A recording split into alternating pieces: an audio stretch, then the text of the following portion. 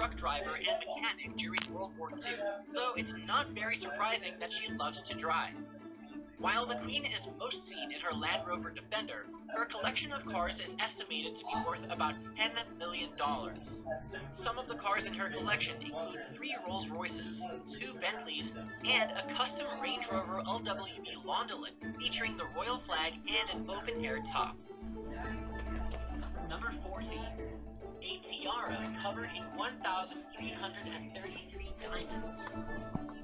Perhaps the best part of being queen is the tiara, and Queen Elizabeth has a lot of them.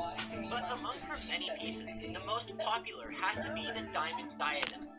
This exquisite tiara is adorned with 1,333 diamonds, including a 4-carat yellow diamond in the center. The piece was originally made for George IV for his lavish coronation in 1821. Since 1952, the Queen has worn it to every state opening of Parliament. Number 15. A massive Fabergé collection. Do you collect coins, stamps, books?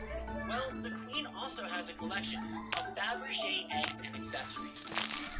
Queen Alexandra, along with her husband King Edward VII, started the tradition of collecting eggs and other accessories by the Russian jeweler and goldsmith Fabergé. It is a large collection, and today is estimated to include 600 pieces. Whoa! Many pieces from the collection have been put on display for the public, including a cigarette case given to Prince by Mr. Palace Cabinet. After the king's death, Queen Alexandra returned it to Number 16. Westminster Abbey. Westminster Abbey is known as which means that it belongs directly to the monarch. It has witnessed some of the history, including every coronation since 1966, royal weddings, royal funerals, and Number 17. Hyde Park. It is highly unlikely Eat your corn dog. strolling around in Hyde Park, but she technically owns it. Along with that, she also owns Kensington Gardens, Regent's Park, and the Green Park. Record. The Queen must be the only person to be awarded a gold disc without singing a single note. To celebrate the Queen's Golden Jubilee in 2002, a concert was recorded by talents like Elton John, Eric Clapton, Phil Collins, Paul McCartney, and Annie Lennox. Titled Party at the Palace, the album sold 100,000 copies in its first week of release. The Queen is the first member of the royal family to be awarded a gold record from the recording industry. Number 19. A colony of bats. The Balmoral Castle is also home to a colony of bats who have made themselves comfortable in the main hall of the property. It might be because the Queen is such a great animal lover that she doesn't mind their presence. The Queen likes to catch bats with butterfly nets as they zoom around in the house. She also points them out to her staff so that they can catch them with nets as well. Number 20. The world's largest clear-cut diamond. The Great Star of Africa, also known as Cullinan after South African mining magnate Sir Thomas Cullinan, is the largest clear-cut diamond in the world, worth an estimated $51 million. In 1910, this diamond, and many other stones cut from an enormous diamond unearthed in South Africa 5 years earlier, was presented to Mary of Teck, Elizabeth II's grandmother. The diamond was then incorporated into the sovereign scepter, a 3-foot-long gold staff originally made for Charles II. The 530-carat diamond is a part of the crown jewels now, which comes under the ownership of the crown. Number 21. An Aberdeen Angus cow. When the Queen went to Canada on an official visit in 2005, she was presented with an Aberdeen Angus cow at the Calgary Stampede Agricultural Show. However, the Queen wasn't able to bring her gift back home, so the cow remained in Calgary and became the founding member of the Stampede's own herd of cattle. Number 22. A sloth and 2 black jaguars. In 1968, the Queen went to Brazil on a state visit. There, she was gifted a sloth along with 2 black jaguars named Marcus and Izida by the prefect of Brasilia. The animals were housed at the ZSL London Zoo. A sloth isn't really what comes to mind when we think about offering a gift to a royal, but then what do we know? I'm sure they must have had their reasons. Number 23. Two tortoises from Seychelles. During an official visit to the Seychelles in 1972, the Queen was presented with a pair of native Aldabra giant tortoises. These tortoises can live up to 200 years. They were also placed at the ZSL London Zoo.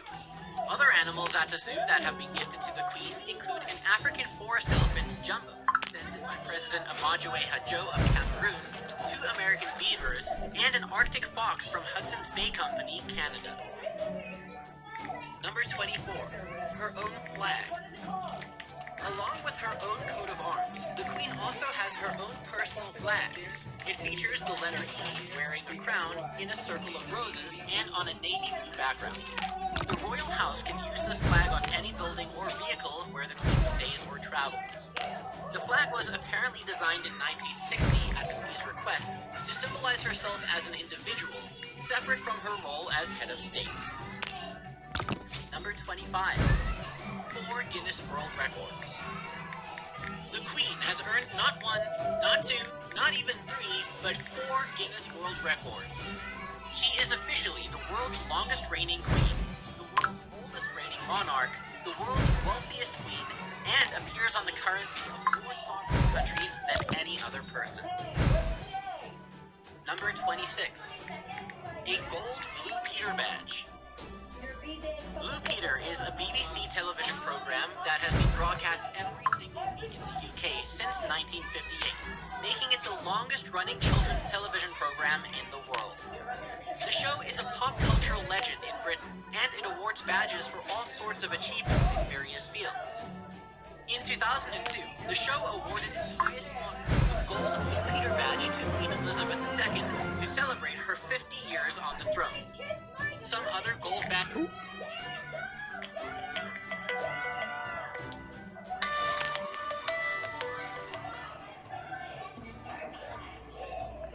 Hello, may I help you? Hello. This is Hudson, may I help you? Are you going to eat my soul?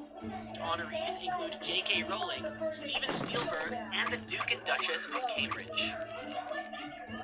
Number 27. An offshore wind farm. The Queen owns an offshore wind farm, the Thanet Offshore Wind Farm, located 7 miles off the coast of Kent in the North Sea. Upon its opening in 2010, it was the largest offshore wind farm in the world. The Crown also owns some other offshore green energy projects, like Europe's largest tidal power plant, which is currently under construction in Scotland. Number 28. All the gold mines in Scotland. The Queen owns the rights to all the gold mining activities that take place in Scotland. This means that any gold found in the mines automatically becomes the property of the Crown. Even if a regular citizen unearths any gold, it will go to the royal family. Number 29. 25,000 acres of the forest. Around 250,000 acres of rural land across the UK comes under the ownership of the Crown. Most of this land is leased for agriculture or mineral extraction. However, around 8% of the rural land is forested. This means that the Queen owns roughly 25,000 acres of British forest land. Number 30. Trafalgar Square. The Queen, along with owning a good part of Regent Street, also owns Trafalgar Square, which features landmarks like Nelson's Column and the British National Gallery. Why? This iconic site was originally the location of the royal stables and falconry mews. The land was cleared in the early 19th century, and the square was laid out by Sir Charles Barry. The ownership of the square went to the Crown, while the cost of management would be looked after by the Commissioners of Woods, or the Board of Works. Number 31. Queen Victoria's wedding dress. The royal collection also includes Queen Victoria's wedding dress. Ever wondered why brides wear white? You have Queen Victoria to thank for that. Before Queen Victoria's royal wedding, the go-to colors for brides were red and other bright hues. But Queen Victoria's cream and white dress, made out of the best silk, satin, and lace, became so widely popular that it established white as the customary color of bridal gowns. She was not the first woman to wear white on her wedding day, not the first woman to do so, but she made it popular by example. Number 32. Henry VIII's armor. The royal collection also includes an impressive suit of armor that was once owned by Henry VIII. It was created sometime in the 1540s. This protective outfit, made of steel, leather, and gold, is interesting because it has been altered to accommodate the king's increasing waistline. The armor was widened at some points, with a 2-inch plate metal section, inserted and riveted into the back piece. The breastplates and backplates are also adjustable. Number 33. Her own tartan. The British royal family has Scottish roots. This is why the royal family has their own style of tartan, named Royal Stuart. This has been the official tartan of the members of the British royal line since the late 11th century. However, as the reigning monarch, the Queen is the only owner of a tartan named Balmoral, which is green, black, and red. It was designed by Prince Albert, the Queen's great-great-grandfather, in 1853.